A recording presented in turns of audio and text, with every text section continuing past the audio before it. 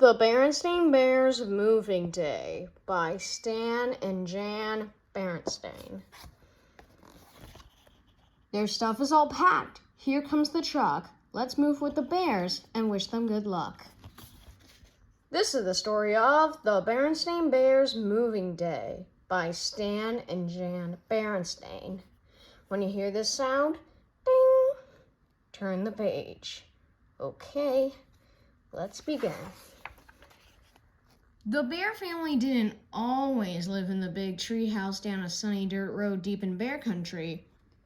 Years ago, when Brother Bear was an only cub, they lived in a hillside cave halfway up Great Bear Mountain at the far edge of bear country. Ding!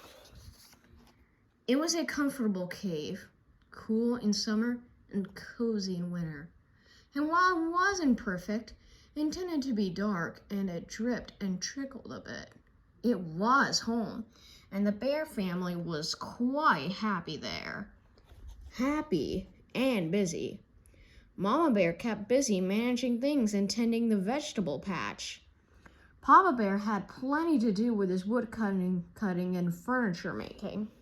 And Brother Bear kept busy climbing, collecting rocks, and playing with his friends. But living on the mountainside wasn't perfect. It wasn't easy growing vegetables in the thin, rocky soil, and the trees Papa needed were getting fewer and farther between. But the sun was bright, the air was clear and sparkling, and the view was magnificent. Yes, the bear family was happy and content living in their hillside cave, halfway up Great Bear Mountain at the far edge of bear country. Until one day, Papa Bear said, "My dears, the time has come to move." Ding! "Move?" cried Brother Bear. "That's right," said Papa. "The trees are getting few and far between on the mountainside." "Yes," said Mama, "and it's not easy raising enough vegetables for a growing family in this thin, rocky soil. Where are we going to move to?" "Move to?" Brother asked. "To the valley," said Papa, as he began putting lamps and things into a box. "The valley?" said Brother. "The valley down there was nice to look at, but he wasn't so sure he wanted to live there. It was so far away." Ding! "What about my toys?" asked Brother. "We'll take them along, of course. Put them in here," said Papa, handing him a box. "And what about all my books?" "We'll take them along too," said Papa, handing him another box. "And what about my friends?" asked Brother. "We can't put them in a box and take them along." Ding. "That's true," said Mama, lifting Brother onto her lap.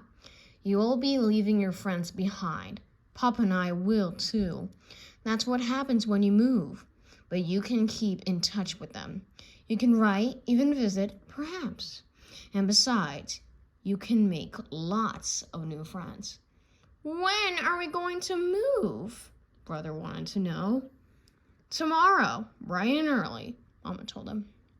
"The moving bears will be here first thing in the morning."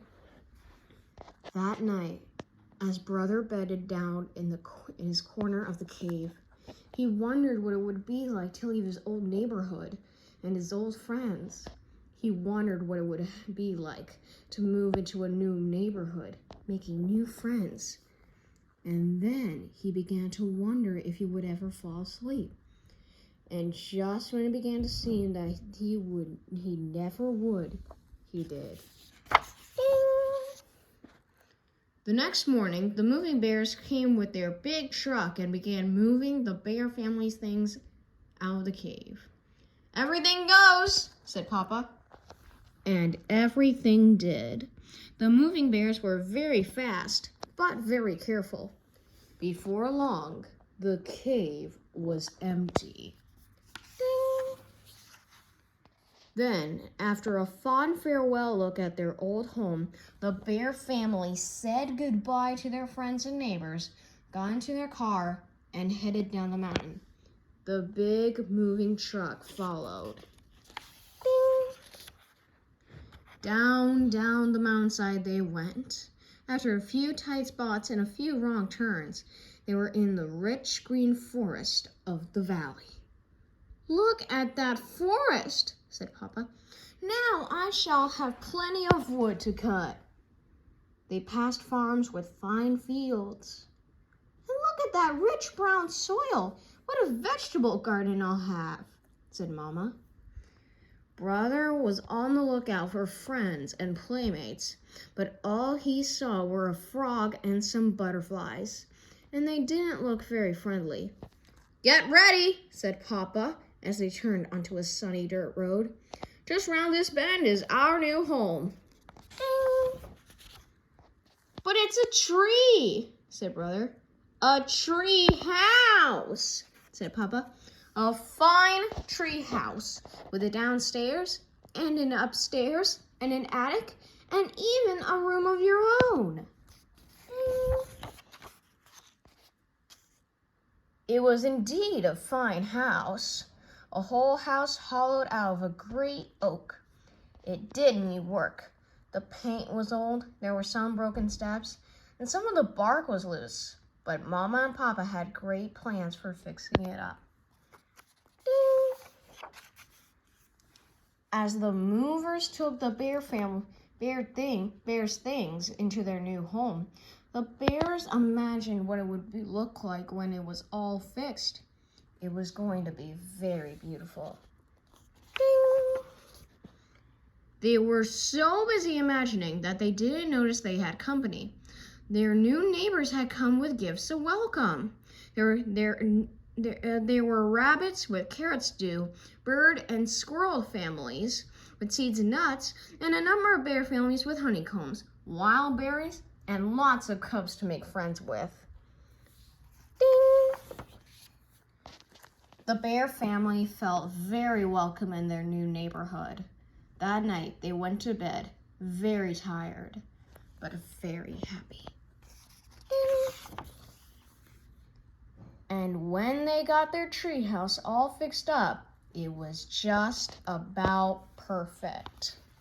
Ba-da-ba-da-ba-ba, the end.